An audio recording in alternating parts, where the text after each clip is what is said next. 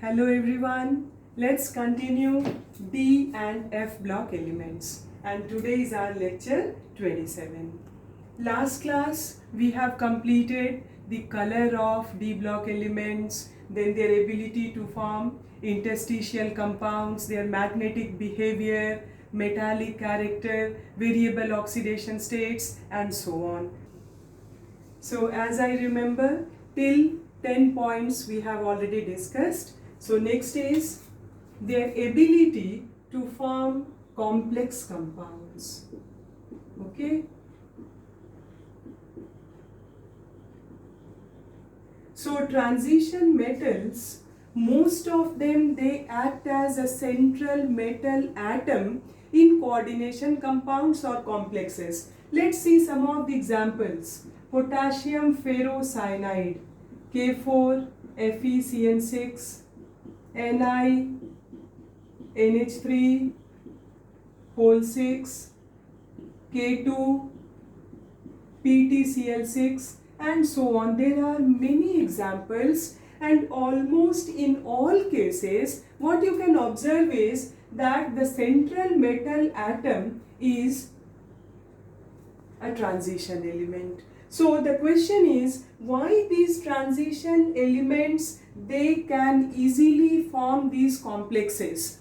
So the reason is, number one, since they have small atomic size. Okay, small atomic size, so their nuclear charge is high, they have greater nuclear charge. Apart from this, they have vacant d orbital, and because of which they can easily accept lone pair of electrons. So these ligands, they donate their lone pair of electrons. To whom they do it? They do it with central metal atom. Why can they accept lone pair of electron? Since they have small atomic size, their nuclear charge is more, as it is they have vacant orbital as well. So all these points, because of this combined and cumulative effect, they can easily form these complexes. Okay. Now the next is electrode potential. Okay.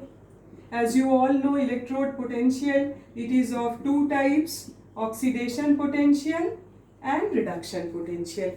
Ability of the electrode to lose electron and get oxidized is its oxidation potential, whereas ability of the electrode to gain electron and get reduced is its reduction potential. So even if they have small atomic size, such a greater nuclear charge, but still these transition metal, they act as good reducing agents. And how come this is possible? Let's see some of the examples. Like zinc, its reduction potential is minus 0.76 volt. So far as iron is concerned, minus 0.44 volt. If I consider nickel, it is minus 0.14 volt. So you can see they have negative reduction potential. Negative reduction potential means their ability to gain electron is less. That means which potential is more? They have the tendency to lose electron. Because reduction and oxidation potential, they are equal in magnitude but opposite in convention. So if their tendency to gain electron is less, it is negative, naturally the oxidation potential, that means ability to lose electron, would be more. So they are strong reducing agents. One more important thing is that in first transition series, you just go through their numerical values and except copper. Copper, its reduction potential is plus 0.34 volt. So my dear students, amongst first transition series, it is only copper who has got positive reduction potential, whereas all the elements, right from scandium, titanium, vanadium, chromium, iron, cobalt, nickel, they have negative reduction potential. So they are good reducing agents. How come this is possible? How can we compare their reducing ability along with alkali and alkaline earth metals? So it is possible because of, although their atomic size is very small, they have very high nuclear charge, but still they are strong reducing agents. This is possible because of their extent of hydration and high hydration enthalpy. Because you know that metal, they cannot lose their electron when they are in solid state. So first of all, what happens? They are converted to gaseous state, solid to gas. For this, enthalpy of sublimation is required. Then the moment it is isolated and in gaseous state, now it can lose electron. Which energy is involved over here? Ionization energy. Now M plus gaseous. Then it is dissolved in water, and here comes hydration enthalpy. Then here, this is the oxidation, and M plus to metal, this is reduction potential. And the overall enthalpy depends upon the enthalpy of sublimation, ionization energy, enthalpy of hydration, and so on. And since they have greater extent of hydration, because smaller the size of the cation, more is the extent of hydration, and so is the hydration enthalpy. So because of this hydration enthalpy, it compensates its ionization energy, and that is why they can act as good reducing agents. This is very, very vital and important point. And when you are asked to explain their stability, suppose M3 plus to M2 plus. Oxidation state is compared from +3 to +2. So it will depend upon their stability. Stability would again depend upon their electronic configuration. So suppose if I consider Mn3 plus to Mn2 plus. Now you can see manganese in +2 oxidation state, it would be argon 3d5. And if it is Mn3 plus, then it would be argon 3d4. So naturally, what is going to happen? 3d5 is more stable, half field stability, and 3d4 is less stable as compared to 3d5. So in this case, the tendency from +3 to +2 would be more. So the potential would depend upon their electronic configuration. If I consider Fe3 plus to Fe2 plus, now you can see ferrous, iron in +2, it is argon 3d6, and here Fe3 plus 3d5. So this has got half field stability. So why? There is no need of getting converted to Fe2 plus. So the tendency to gain electron and get converted to Fe2 plus will naturally be less. So the electrode potential also depends upon their electronic configuration and so as their stability. Okay. So these are the periodic trend and some of the physical properties. We have discussed about atomic size, ionization energy, metallic character, magnetic character, color, alloy formation, interstitial compounds, complexes, electrode potential. As I remember, now we are left with their catalytic properties. Okay, and whatever number it is, 12 or 13, you check it out. So catalytic properties, as you all know, most of the transition metals, they act as catalysts for hydrogenation, especially from unsaturated to saturated. We need nickel, platinum, palladium. Then some of the oxides, manganese, vanadium pentoxide, molybdenum trioxide, hydrides also. So most of the transition metals, their oxides, hydrides, even halides in certain situations, they act as good catalysts. That means they have good catalytic behavior. And why does it happen? How come this is possible? So they have once again small size, nuclear charge, and most importantly, they have multiple oxidation states. Okay, and when you write the reasons, my dear students, you underline whenever something is very, very important. During your exams also, when you wish to write something in a separate manner, in a unique manner, presentable way, then you underline it. So the most importantly, they have multiple oxidation states, and because of all these, they can easily form the intermediates for the chemical reaction to occur. In surface chemistry, we have studied that there are two types of catalysis. One is homogeneous and the second one is heterogeneous catalysis. Okay, during homogeneous catalysis, what happens? The catalyst combines with one of the reactants to form an intermediate. Further, this intermediate combines with another reactant to form the product and the catalyst is regenerated. So all these factors, all these points, they make them they make it so very good catalytic behavior, and they can proceed the reaction quite well. So far as heterogeneous catalysis is concerned, also known as surface catalysis, okay, because this is based on adsorption. These metals, they are solids and they can act as good adsorbents. So when the reactants, they diffuse in surface chemistry mechanism, if you remember, my dear students. So when the reactants, the gaseous molecules, when they diffuse, then they are adsorbed by these solid catalysts.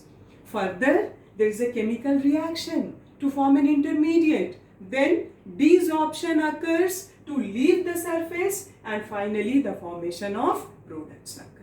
Okay, so mainly from these part, that is periodic trend and their physical properties, conceptual questions are coming that explain, giving reasons. Why do they have catalytic behavior? Why they are colored? Why most of them are paramagnetic? How come zinc, cadmium and mercury, they are dimagnetic? How come they are used to prepare alloys? What about their interstitial compounds? Why do they possess variable oxidation states? And so on.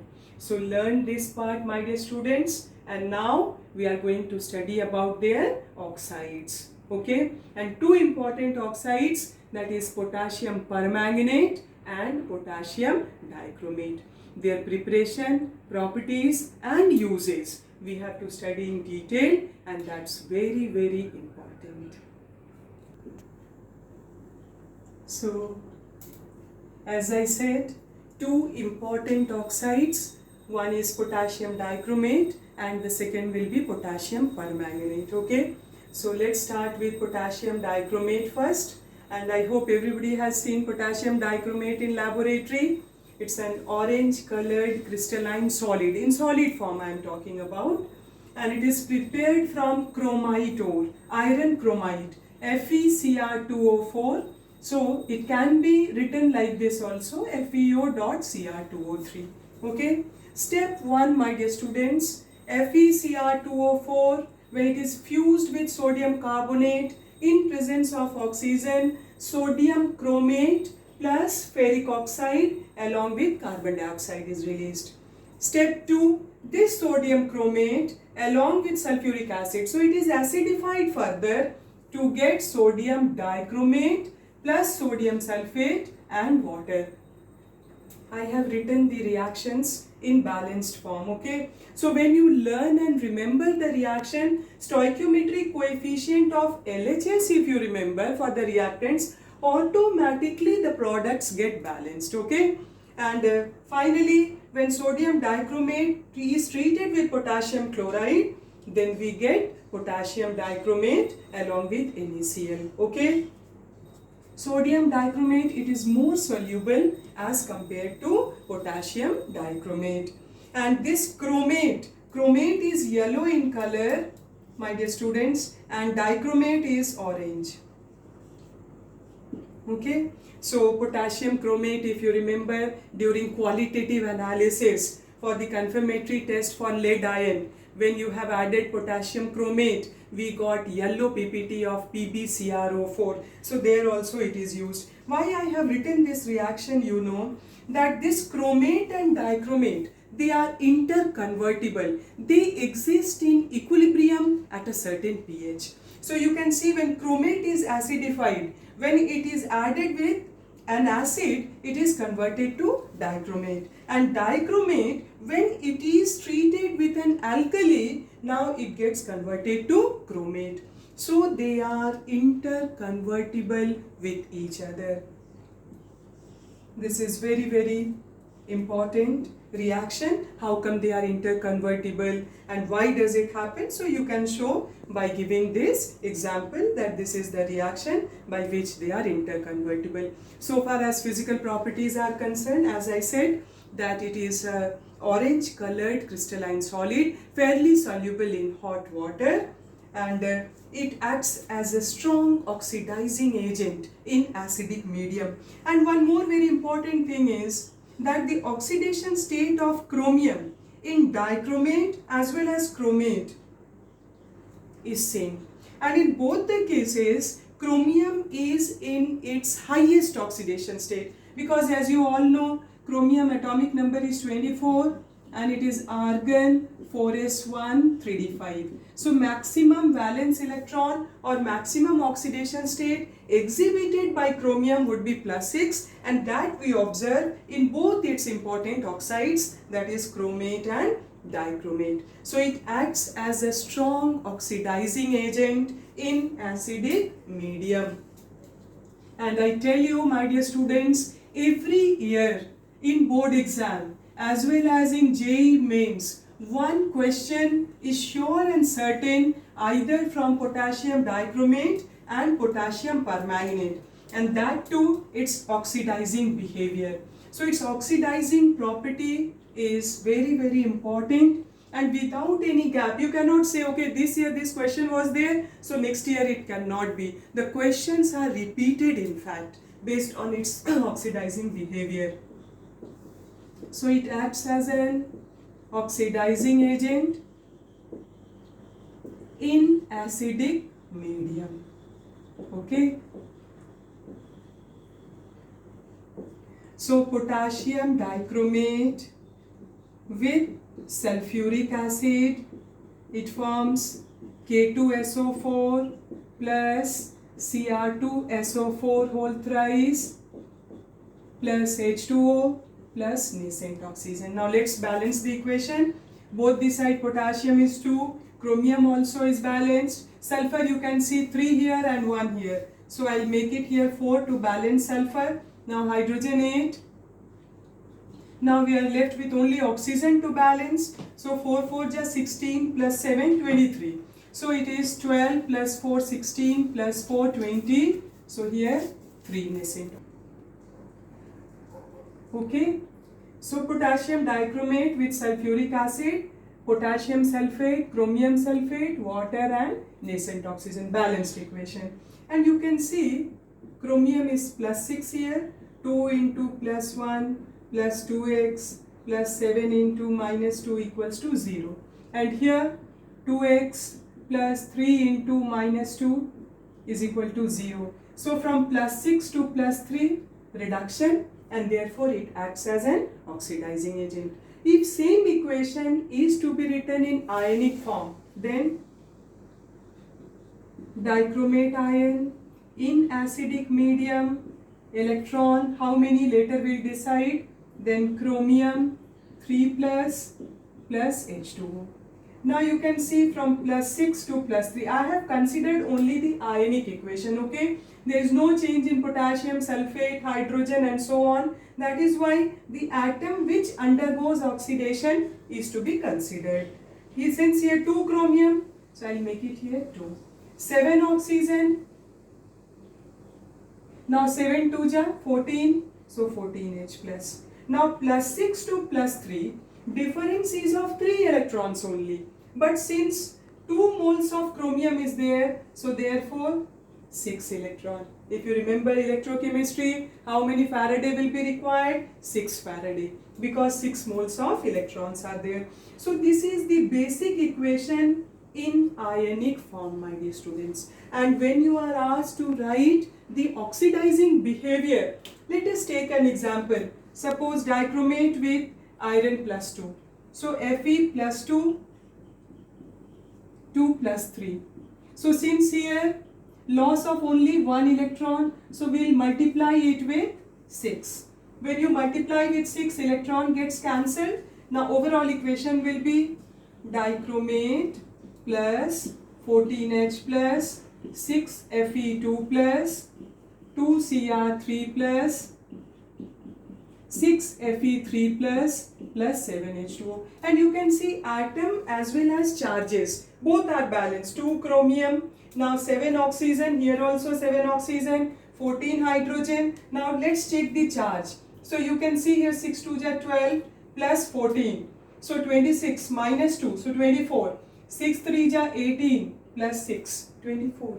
So charges as well as atoms both are balanced. If it is suppose I minus 2I2, okay, so 2I minus, if you make, then here I2 will be there. And if you have to balance it, then what we are going to do? Once again same way. This is the example for iron. Now let's take an example with iodide ion, okay, I minus 2I2, minus 1 to 0. So I'll make it here 2I. Then how many electrons will be there?